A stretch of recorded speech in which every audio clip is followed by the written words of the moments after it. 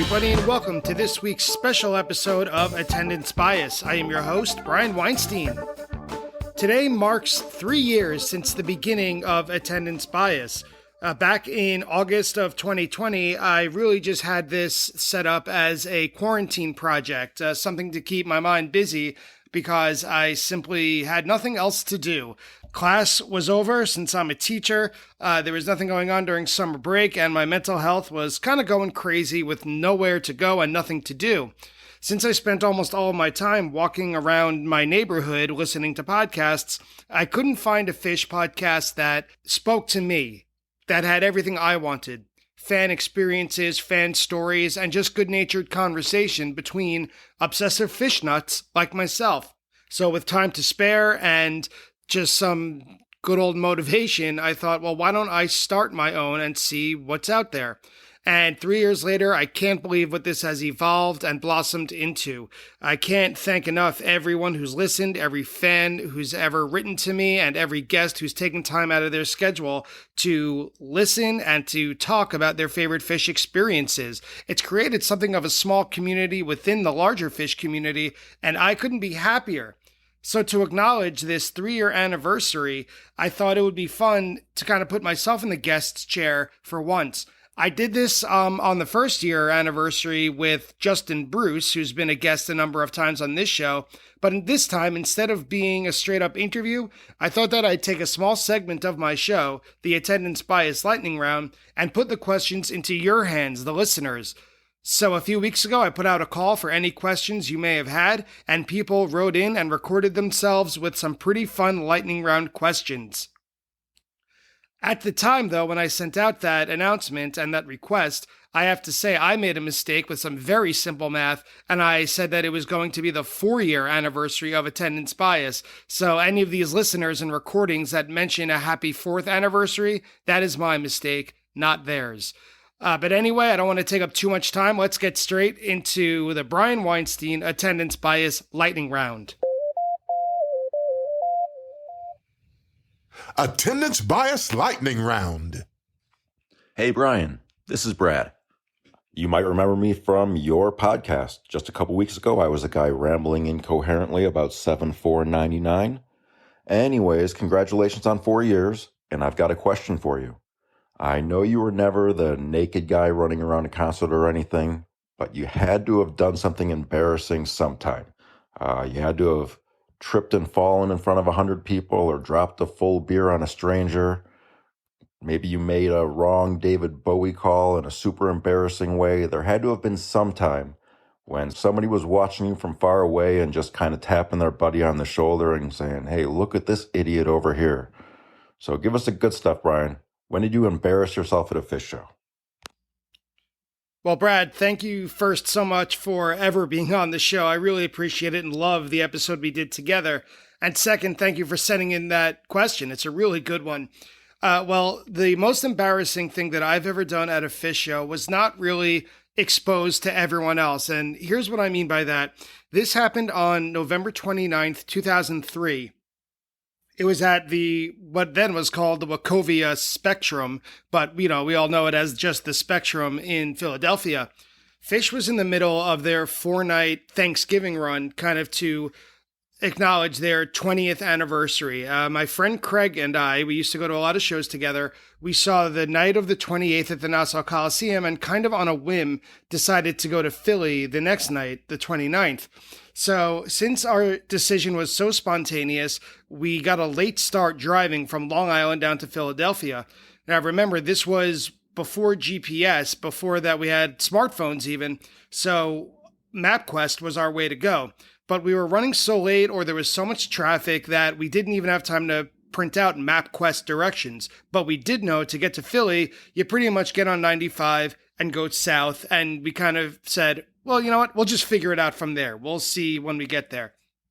And that's exactly what we did. We just got in the car and got down on 95 going south. When we got close to Philadelphia, we kind of saw from the highway off to our right, we saw the big marquee and we said, you know what? That has to be it. That's got to be the Spectrum. What we didn't know at the time is that in Philadelphia, all of the major sports venues, and in this case, concert venues, are all together in one big complex. So if you go to Lincoln Financial Field, where the Eagles play, you are also going right next to the Spectrum, same parking lot, same area where the Flyers play. But we didn't know that. We just said, all right, that's got to be the Spectrum. So we got off the exit, twisted around, found our way, and we were so late that we were like 6 parking lots away from the Spectrum. But we finally found a place to park our car, got out, and ran as fast as we could across all these different parking lots. We saw the venue, we ran in, we just grabbed the first door, opened it, ran in, and stopped dead in our tracks. And we looked around and we said to each other, man, there sure are a lot of Allen Iverson fans at this Phish show. And we realized after about maybe 2 seconds of critical thinking that we were in the wrong venue. We were in what was called the Wachovia Center, where the 76ers played, where Phish was playing next door at the Wachovia Spectrum. Neither of us had any idea that there were 2 arenas right next to each other. So this wasn't in a show per se. We didn't have any sort of public embarrassment, but I think it's pretty embarrassing to walk into the wrong venue of a Phish show. We both felt pretty damn embarrassed after that, but we did end up getting to the right show. We walked in, I think, in the middle of the first set while Phish was in the middle of Limb by Limb, and it ended up being likely the most forgettable show I've ever attended. Thanks again for sending in that question, Brad, and being on the show. Much appreciated. Hey, Brian, this is Chris from Phish Just Jams. Congratulations on the milestone. Looking forward to many more episodes. What I want to know is, what is something you've gained a new appreciation for as a result of doing the podcast? Could be anything. Keep up the great work. Hey, Chris, thank you so much for sending in that question. And even more importantly, thank you so much for the work that you do with Just Jams, as well as the episode that you came on, Attendance Bias. I use Just Jams all the time. For anyone out there who doesn't, just Google Phish Just Jams and thank Chris, because it's one of the best websites and ways to listen to Phish ever invented. It's kept me comfortable and kept me company doing a lot of busy work, doing a lot of activities, and just having great music on in the background. Amazing stuff. So Chris, thank you, and thanks for your question. As far as things that I've learned to appreciate since starting the podcast, I think I have 2 answers. The first one is definitely a greater appreciation for the 3.0 and I guess 4.0 era, because I've always considered Phish 1.0 and 2.0 to be, my basis, my starting point, my ground zero of Phish, and everything 3.0 and later is just kind of a bonus for me, because anyone who's my age or got into Phish prior to 2000, I guess, or 2009, knows that everything now is just a bonus. We've lived through this idea that Phish would never, ever come back and that Phish was over. And it's just that we're so lucky that they are here and producing new music and that they're challenging themselves. I know that's all tropes and stereotypes or cliches that people have said over and over again, but it's absolutely true. Now, everything in 3.0 is just all bonus, so it's easier to appreciate, but I also kind of take it for granted in a strange way, even though I appreciate it much more. I know that sounds like a oxymoron, but it's weirdly true. So I appreciate 3.0 and 4.0 more because so many of my guests have chosen shows from the last 12 or 13 years. And it's just strange that what meant so much to me in 1997, 1999, 2003, people now are having the same kind of experiences. And that's the connective tissue, that we both feel the same way, even though it's separated by a decade or more. So the amazing ability of what Phish has done and for the fan experience since 2009, I appreciate that more than I ever would had I not spoken to so many people who have had amazing experiences during that era. Something else that I've appreciated on kind of a non-musical level is the work and the difficulty that comes with podcasting. This year, I had to cut back from my weekly release schedule to bi-weekly just because it became too difficult. It's really hard when you do everything on your own. And so I have a great appreciation for anyone who has, for example, an Etsy shop, anyone who has their own mini podcast like me. It's just different when you have more resources than just me, some schmuck in my second bedroom and a computer with a microphone, where everything from contacting and scheduling the guests to the editing and then release and promotion for each episode, it takes a lot. And so I really appreciate when I hear a great podcast, whether it's music-based or anything else, the amount of work and details that is put into it. So, Chris, thank you again for keeping up Fish Just Jams, and thank you again for sending in that question. Hey, Brian, this is Chris Casey, former guest, telling you all about that $12,899 sand. But I think the bigger concern for this after a bajillion episodes is, what is your platform on Lionel Richie? Later. Hey, Chris, thanks so much for sending in that question and also for being an early adopter of attendance bias and also an attendance bias all-star, as you've been on the show at least twice, maybe more. I'll have to double check that. But I know that you were an early supporter and the first guest with a mini episode. So all-star coming in with his questions today. As far as your question goes, I'm not like a mega fan of Lionel Richie. I'm not sure what you mean by my platform on it, but I will tell you that I do think he is crazy underappreciated and has kind of turned into this joke, which is kind of self-caused if you look at some of his publicity photos for the time that he was popular. But if you look at his list of greatest hits, for example, like Hello, obviously, Dancing on the Ceiling, he was in We Are the World. Like, he was truly a man of his time, and his music is still bangers. If you remember, those of you listeners out there who grew up in the 80s and early 90s, he was at times, arguably as big a hit as anyone. He almost reached Michael Jackson status at certain points of his career. So if you really have nothing going on and you play all night long, it's cheesy and it's overplayed possibly, it's still worth listening to. Dancing on the Ceiling is an all-time great song. He was part of the Commodores. Endless Love was an all-time great hit in terms of ballads, a time when people used to do slow duets, which has kind of gone away, I think, by now, slow pop duets. But there's a lot more to the man than anyone might think. So if you haven't checked out Lionel Richie, now is the time to do it. Hey Brian, it's Justin Bruce out in Las Vegas. Congratulations on 3 years of attendance bias. I enjoy listening to the podcast. Got a couple of questions for you. Number one, what are 2 venues that you would love to see Fish at that you haven't yet seen Fish at? And I would imagine this would come as a result of talking to your guest. Second question, what are 2 jams that you were previously unaware of or perhaps underappreciative of that you now ride hard for on account of talking to your guest? So 2 venues, 2 jams. Can't wait to hear your answers. Can't wait to hear more attendance bias episodes in the future. Keep up the great work. Justin, thank you so much for sending in those questions. And thank you so much for, again, 2 years ago, being the host of this kind of episode where you interviewed me on the 1-year anniversary. And of course, thank you for being on the show in the first place. It's been great. As I said in the intro, so many people who I've met and gotten to know a little bit through this podcast. Justin, you're one of the best. So I appreciate you coming in to help out with this episode and your support always. More importantly, to answer your questions, 2 venues that I've never seen Fish, and I would really like to, 2 obvious answers jump out at me. Dick's and Deer Creek.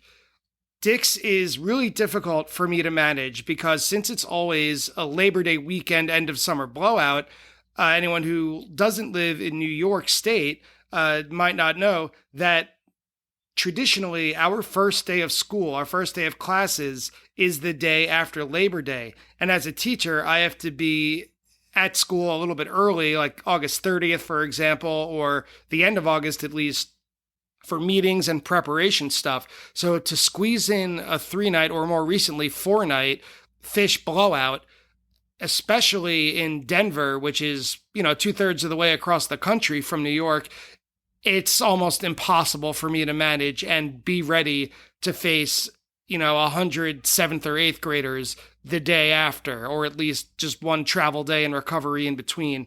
It's not impossible. I know people who do it, who live in New York and make it out to Dick's every year.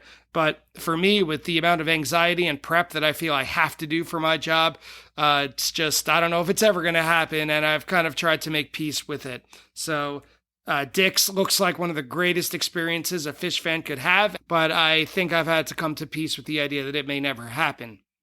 The other venue is much more obtainable, Deer Creek. There's really no reason that I have not to have seen Phish at Deer Creek other than it just hasn't worked out, or I haven't made strong enough of an effort to get there. But it also just seems like the band has such a storied history at Deer Creek that it seems like almost every show is going to be, if not absolutely incredible, something to witness. And the whole experience of just driving through a cornfield and all of a sudden ending up at this big venue.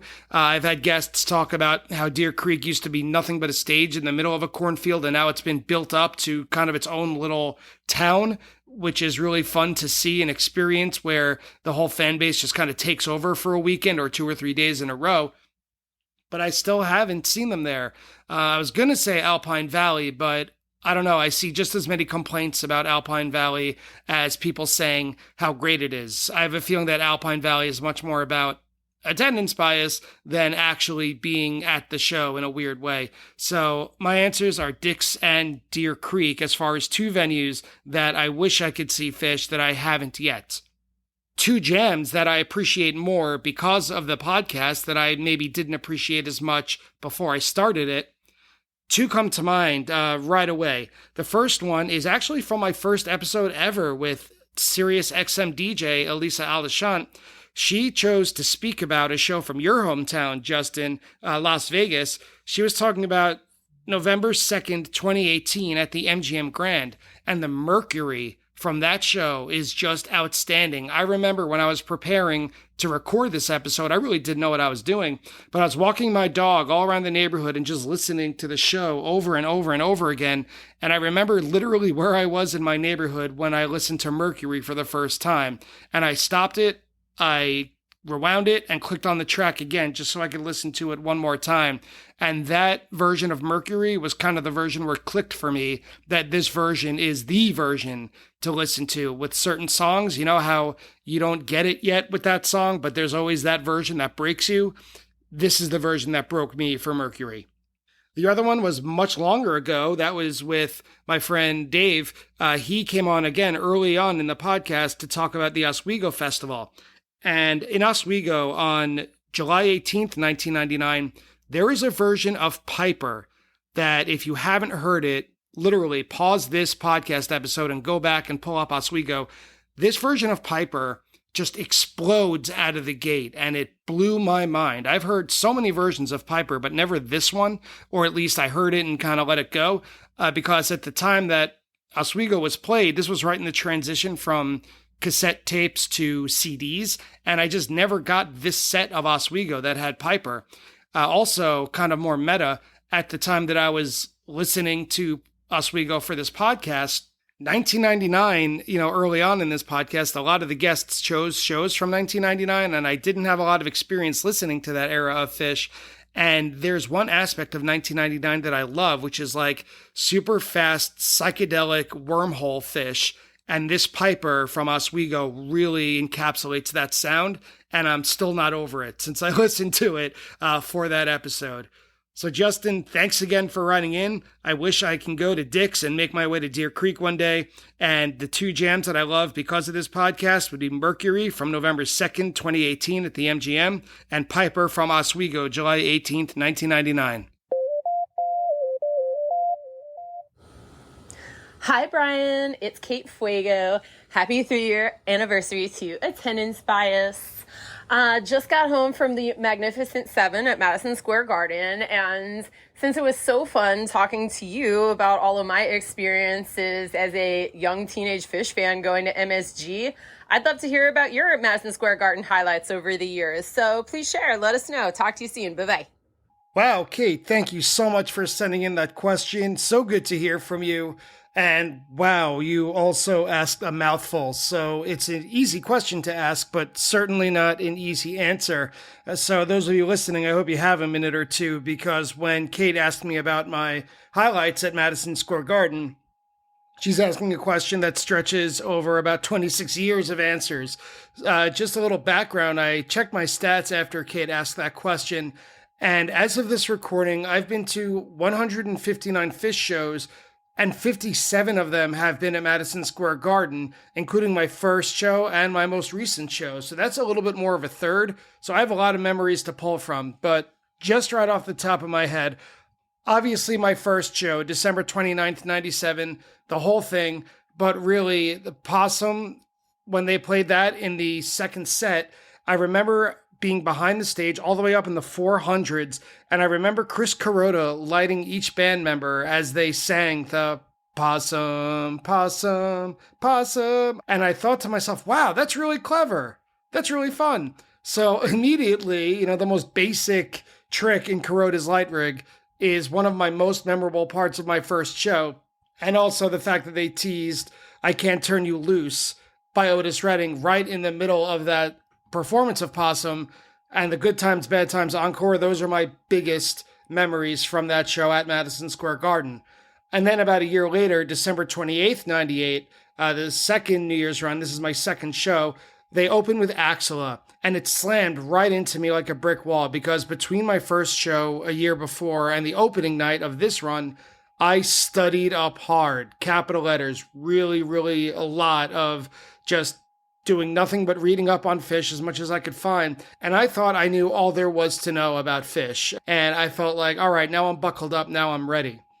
The next night, December 29th, 98, the whole show, again, just like a year before, the 29th of 97, but this show, I felt like previously more prepared, ready. So this show, 12/29/98, not only is it pretty much a flawless show, but I felt so ready and so prepared, and it was musically unmatchable to me at the time in my head. I especially remember the weird ambient jam before 2001. It lasts for a good 5 or 6 minutes, and it doesn't really go anywhere, which kind of sums up the band's ability to create musical art out of virtually nothing before kicking into an amazing 2001. And then fast forward a little more than 10 years, when Phish returned, 3.0, they played a 3-night run at the Garden, and the one that stands out to me most in my memory is December 4th, 2009. Right in the middle of the first set, they played Glide, and that's one of the recurring parts, or that's one of the pieces, the puzzle pieces of the recurring theme of 2009, that Phish is back, because if you've listened to this show, you know that Glide is my favorite song, and the only previous time I'd heard them play it was at Coventry, which I don't think counts, and I'll pretend never happened.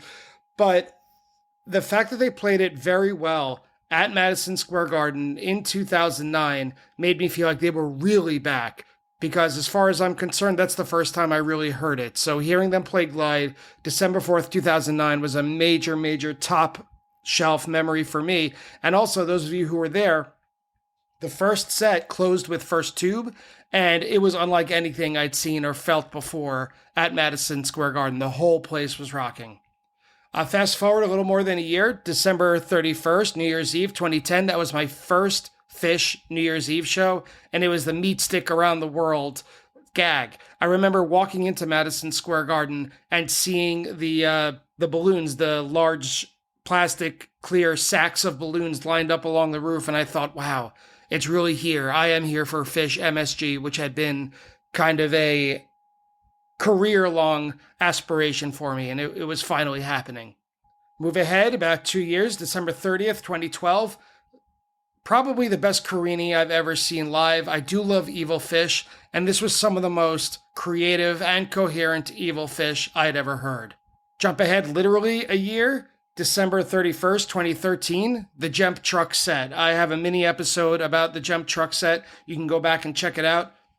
But basically, it was the first time that I saw Phish really create a time machine and a flashback to bring me to a time in their career that obviously I can never revisit, I wasn't there in the first place, but it made me feel like I was seeing them at Nectar's in like 1988. So it was so memorable that they were playing not only in the round at Madison Square Garden, but it was a hardcore fan's dream set list. So the Gem Truck is the next kind of high point of Madison Square Garden. Just a couple left. December 31st, 2015. I hope that you find a pattern occurring here, that most of these major highlights are during New Year's runs, or at least in December. 12/31/2015, the Hourglass New Year's Eve.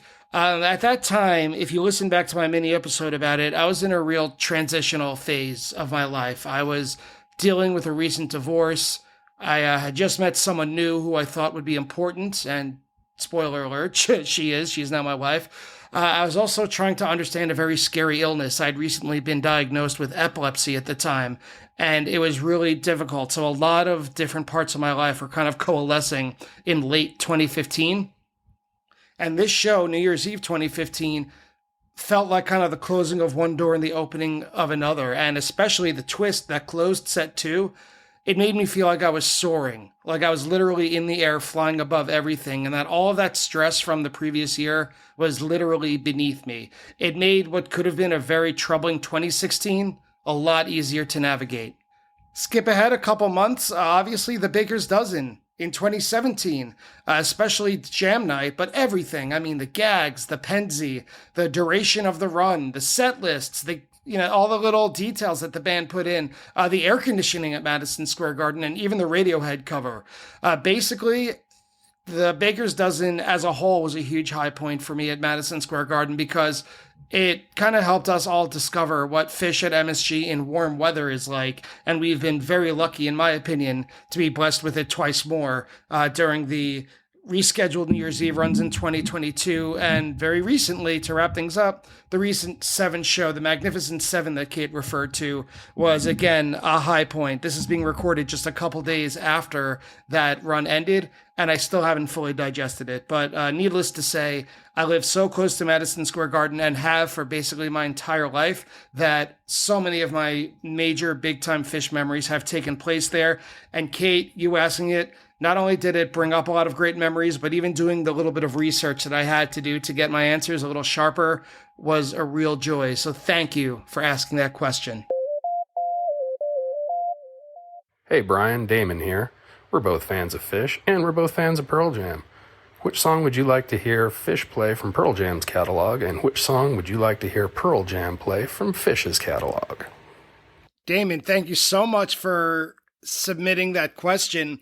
It's kind of a tough one, although at least one side was pretty easy, the other side, not so much. But before I answer it, just wanted to remind anyone listening that Damon was a guest who came on Attendance Bias to talk about Phish's show from October 8th, 1995 at Missoula, Montana. And we were very lucky to have Damon on because he has one of those rare statistics that comes up every once in a while in the Phish fandom universe, where he's seen Phish both and only times that they've played in the state of Montana. So a rare first-person oral history of Phish in that state.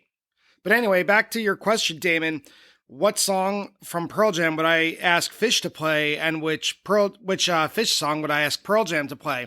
I'm a huge fan of both bands, and actually my Pearl Jam fandom goes way back before my Phish fandom, but I can't think of two bands who are stretched farther apart stylistically that I don't know if they could match. So I thought pretty hard about this, and here's my best answer.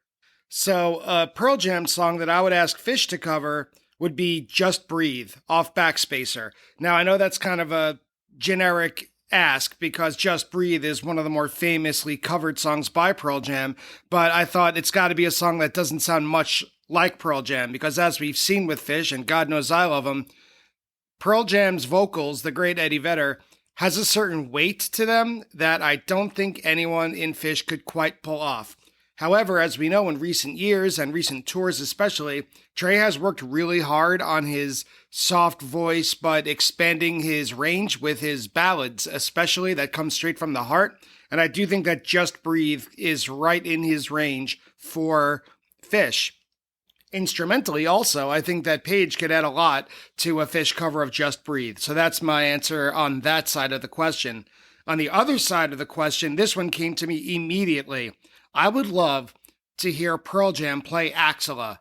Part 1 or Part 2, doesn't matter. I just think that Axela is one of the hardest rocking songs in Phish's canon, and I think Pearl Jam would absolutely destroy it, especially on the drums. I think that would be a true pleasure to listen to, especially since the vocals are really, really quick, and Eddie Vedder kind of mumbles and his way through a lot of the lyrics. I think that would be a great time. So if Phish and Pearl Jam were to trade off cover songs, I'd love to hear Phish play Just Breathe, and I'd love to hear Pearl Jam play Axela, or maybe Hey Brian, Ass-Handed. it's RJ from Osiris, Undermine, HF Pod.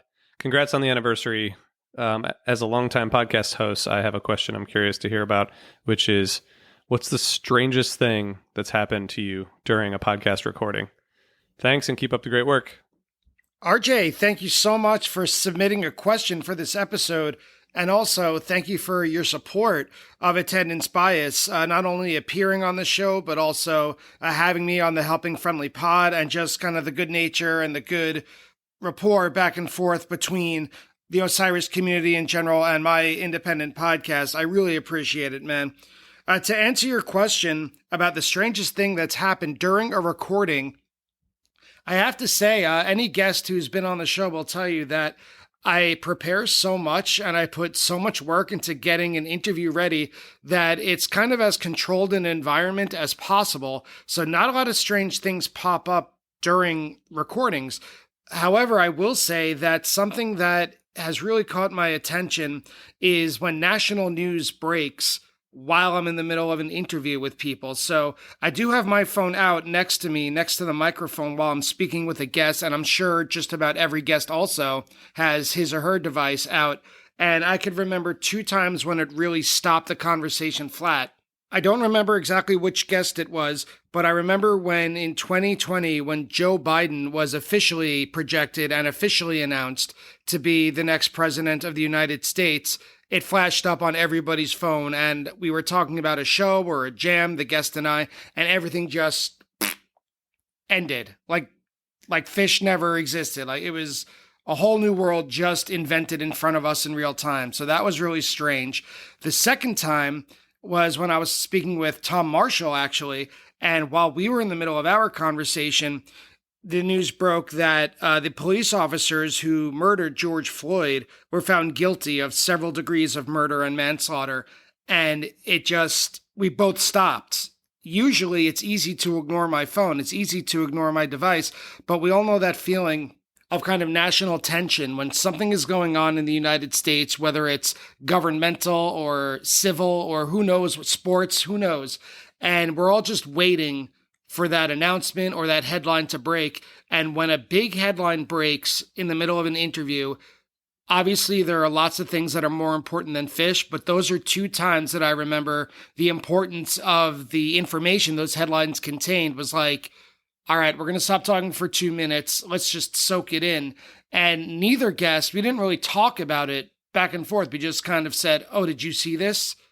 Wow. And it just kind of was a moment of silence in a weird way, just in awe of these big events that now I'll be able to say, I remember where I was when. So again, I don't really have a lot of strange moments or strange things that happen. Like no one had a freak out online. No one just completely stumbled for words at any major point or anything strange.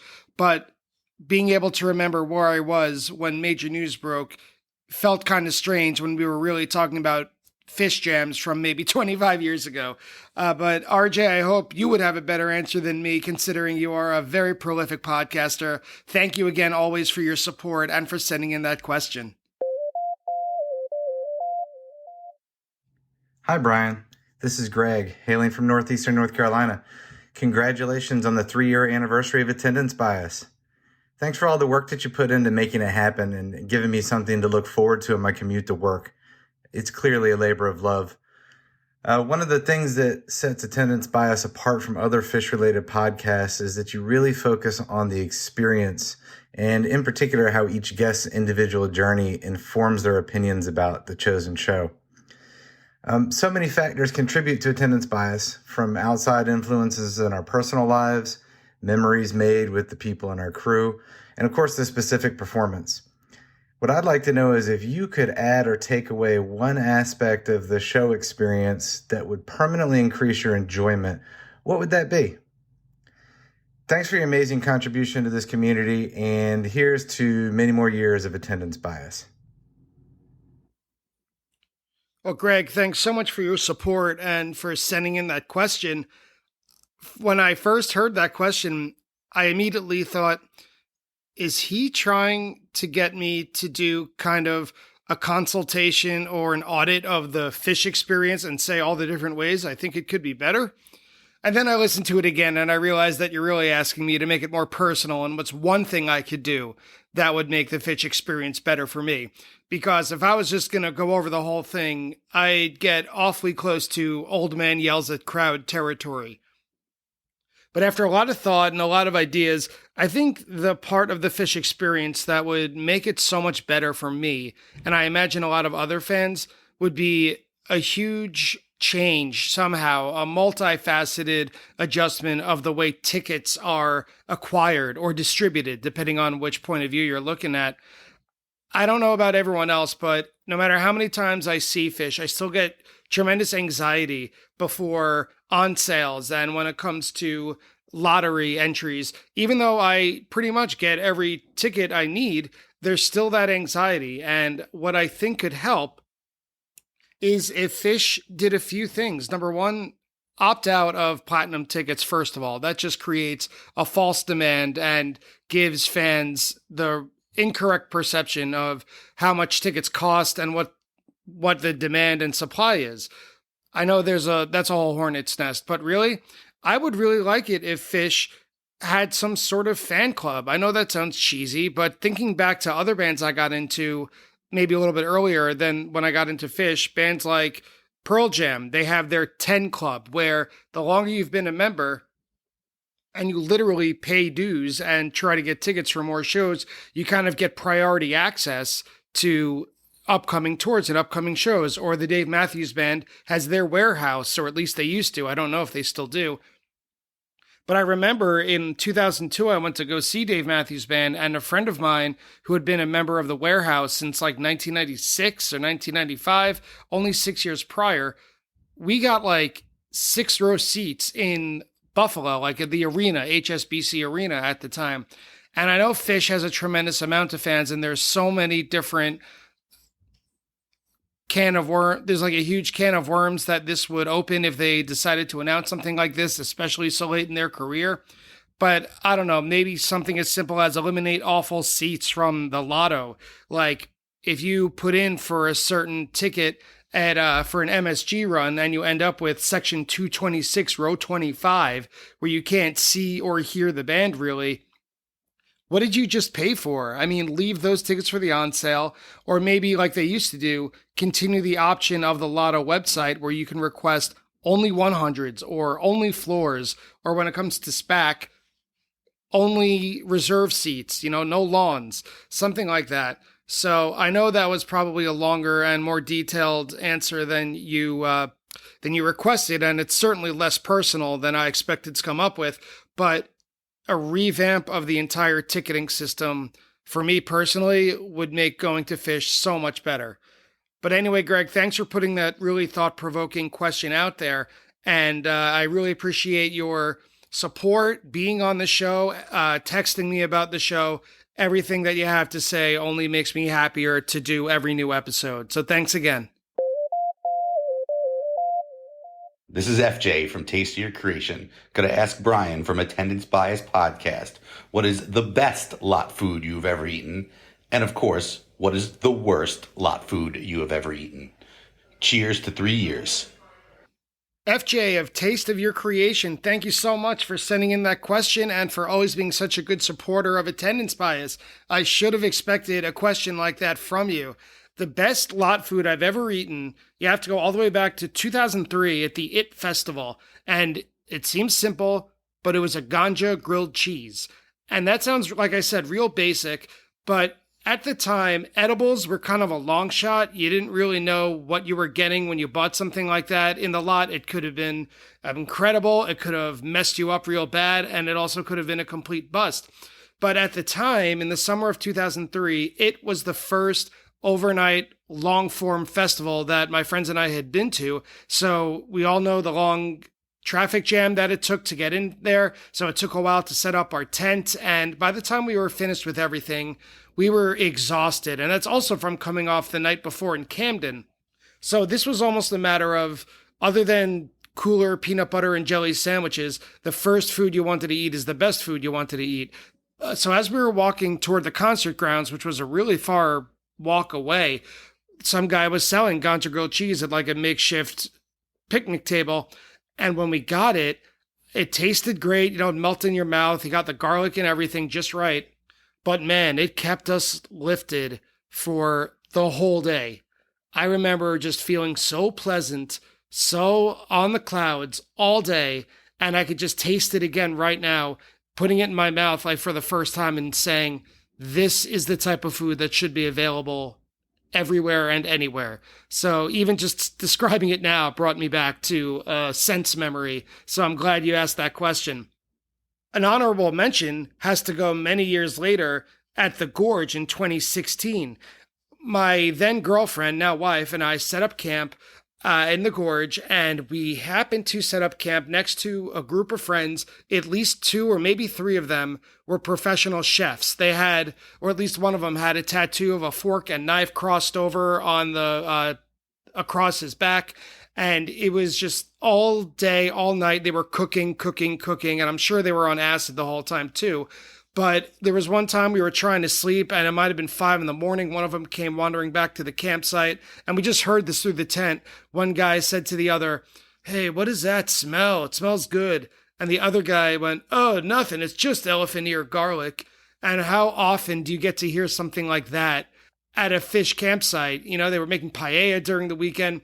But what I got to eat, the really great thing that they made and offered to share with my wife and I, was a sockeye salmon sandwich. And I don't remember what the spread was in the sandwich, but oh my God, it gets real old real quick when you buy vendor festival food all weekend. That gets old really quick.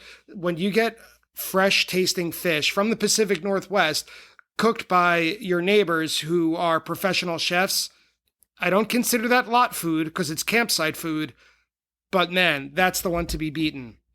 As far as the worst lot food I've ever eaten, that was the same year, same summer. It was Merriweather Post 2016.